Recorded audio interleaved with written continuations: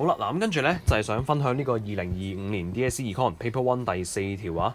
咁呢題咧都 tricky 嘅，係啦，咁咧佢係 tricky 喺某一個 option 度嘅。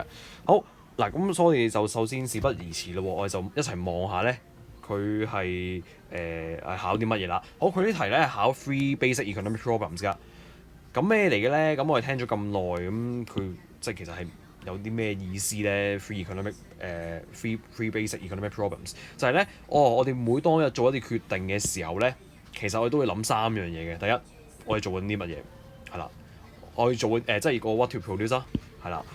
好，做啲咩咧？做幾多咧？係啦，嗰樣 intended good 係啲乜嘢咧？我哋生產緊啲乜嘢咧？好，二咧就係我哋用咩方式咧？用咩 production methods 咧？去到生產嗰樣嘅 good 嘅。第三就係咧，我哋係為咗邊個人、邊啲群眾咧，去到做呢個 good，去到做呢啲嘅決定。咁所以就關乎我個 distribution of outputs 啦。咁我哋就睇下呢句咧，佢今次呢個情況咧，佢有冇用到呢3個咯喎？好，咁佢就話因為咧而家啲電動車個需求或者高咗好多啊，咁所以咧有一間嘅公司咧，即係生產車嘅公司咧，咁佢就而家做更多嘅 electric vehicles 喎，同埋咧用一個更加高嘅價錢去賣佢哋出去。好，首先佢有冇講佢做啲咩先？有啦，就係 produce more electric vehicles 啊嘛。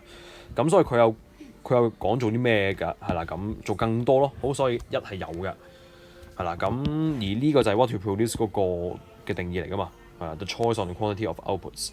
好，咁有冇 how to produce 咧？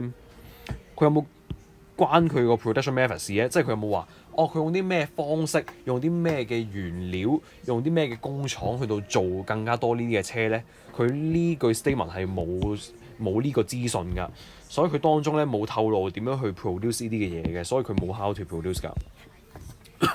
好，咁3咯喎。好，佢有冇講我哋為咗邊個去做咧？嗱，通常咧 for whom to produce 佢都比較隱晦嘅會出得係啦。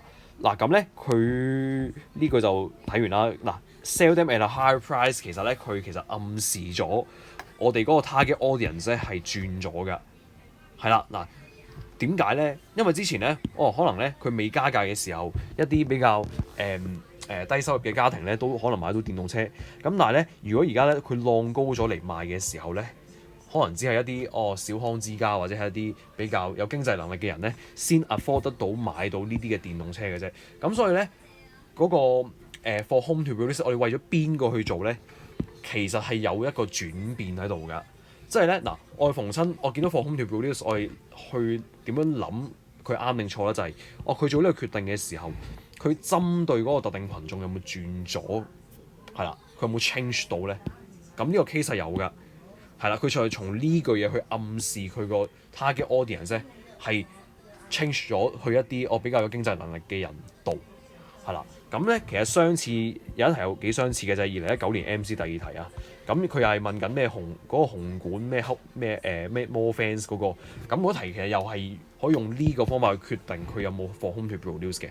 當咧我哋知道咧佢個決定係有咧令嗰個針對嘅特定群眾轉咗去即係轉咗唔同嘅時候咧，咁佢呢個決定其實咧我哋就有思考過呢個問題㗎啦，係啦，因為我哋就係點解做呢個決定咧？就係因為我哋想俾第2班人買到啊嘛，係啦，我哋想將為邊個去做轉去第2個群體啊嘛，係啦，咁而家就真係有呢個情況嘅呢題，係啦，咁就係呢句嘢暗示 for whom to produce，咁佢就係亦都關乎咗 distribution of outputs 啦。其實就因為就係決定呢啲嘅 intended good 係分配俾邊個咯，原來就係分配俾啲更加有經濟能力嘅人咯，係啦，咁所以佢就係即係佢呢句嘢就係關 for whom to produce啊，係啦，咁所以咧3都係一個正確嘅答案嚟嘅。